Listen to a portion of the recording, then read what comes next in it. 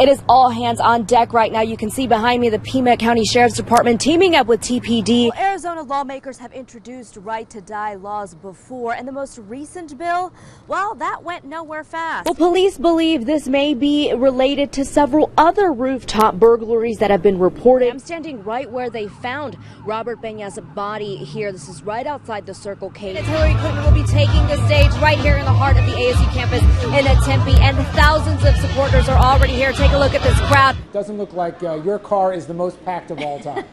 Not right now, but we were on 4th Avenue and near University, and there were tons of students hopping in and out. We are down, but I just spoke to these folks right here, and they say they're keeping the spirit alive. And I'm going to have my photographer, Greg, peek over there. You can see this is what you can be expecting for tomorrow. The report also shows there was extra research done to see if the employee who was in control of those doors had any connection with Pisano. Now, the victim dropped his phone during all of this, and get this, that's when the suspect grabbed the victim's phone and took selfies on the victim's Snapchat. Though they don't know Hartman personally, this still hits them pretty hard, seeing as it happened right around their neighborhood. Donald Trump has just wrapped up his rally at Monaco. What was his focus this time? Right, well, he went straight into talking about repealing Obamacare and lowering premium costs. Some business owners feel this new piece of legislation is a step in the right direction. One woman tells me she's worried about how this will affect people with pre-existing conditions. They simply don't know what's going to happen next. One young woman I spoke with came here to ask questions about becoming a citizen, which she believes is more important now than ever. Police believe this may be related to several other rooftop burglaries that have been reported in this same area, some of which police say they've been investigating since November. Now, here's what they're doing. They're climbing up through this back alley here and targeting businesses from up above. Everybody was saying, when what's going to happen, we have to be careful. We are kind of a little scared. As people are looking around and shopping for gifts, business owners are looking up and rethinking their security. I knew they're going to come through the roof because they already did like a few stores. This local business owner didn't want to show his face on camera, but this is what his business looked like when the burglars were caught breaking in through the roof. The police department told us do not leave too much cash in the cash register because it was happening like at different stores. He took us to a back alley where the burglars were able to get access to his roof. Now actually I cover with the metal so they cannot come in, and also I put the sensor, alarm sensor nearby the roof, so when they come in, so they can catch right away. 4 young men were arrested, 3 of which are minors. Police say this case is under investigation and is asking anyone who lives or shops near this area to report any suspicious activity. In Nogales, Monica Grimaldo, Fox 11 News. Well, an OVPD officer came across a particular post on a social networking app that ended up belonging to Lindley. Now, according to this stack of documents, we found out Lindley had both a work iPhone and an iPad. And on that work iPhone, just like this one, there were more than 140 videos, most of which were sexually explicit. It's a very horrific incident.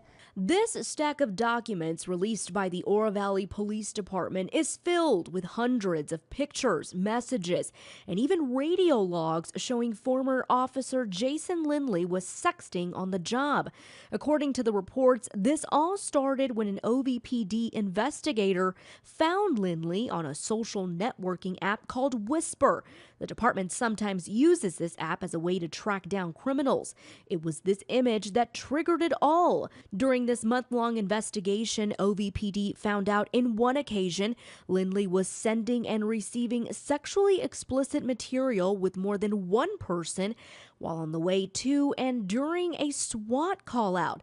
This is video we found of Lindley at a SWAT situation in Oro Valley in 2014. We stopped by Lindley's listed address, but we didn't get an answer. Meanwhile, the department is calling this, quote, a serious breach of the public's trust.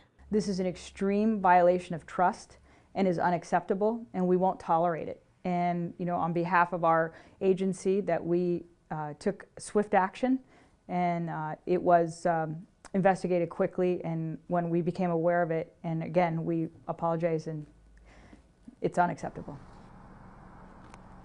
Now, we're told Lindley admitted to all of this and later resigned before this investigation was over. He even told OVPD he once dealt with a porn addiction. Now, we do know that the Arizona Post had a hearing yesterday which shows that Lindley voluntarily relinquished his certification. Now, the Arizona Post are the ones who kind of set the standards for training for these officers. We have more on this report on our website. You can find it on your Tucson News Now mobile app. Live in Oro Valley, Monica Grimaldo, KOLD News 13, live local, late breaking. He showed me that there was growth, and he said, it is, I'd hate to tell you, but you have cancer. It's a moment embedded in her brain, a moment only she can still feel. I didn't have aunts and uncles, I didn't have cousins, I mean, so I was sitting there going, I'm all alone. Julie Jones has lung cancer, and it's growing.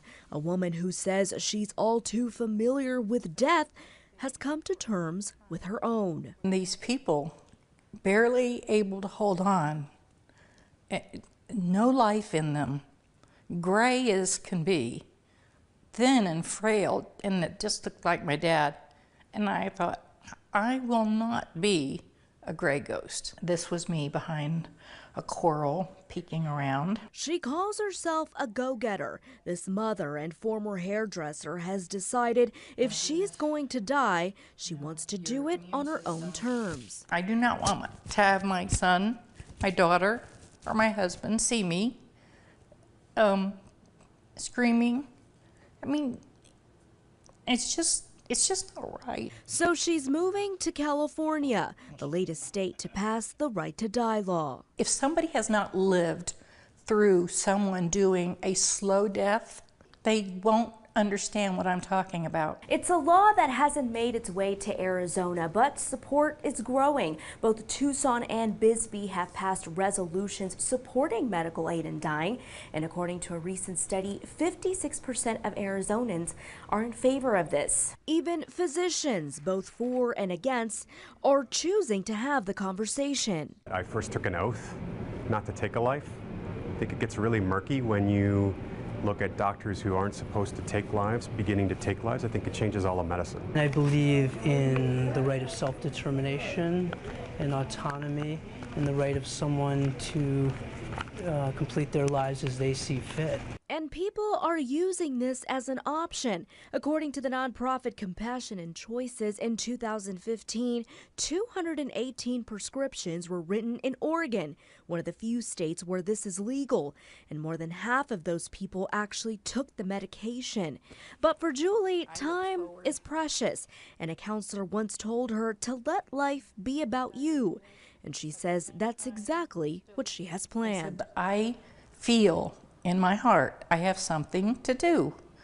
Well, lo and behold, here I am, and I'm talking to you, and I feel that is what I was supposed to do, to speak for people that can't, and let the world know that it's not about anything but relieving the pain and suffering of people in their last time.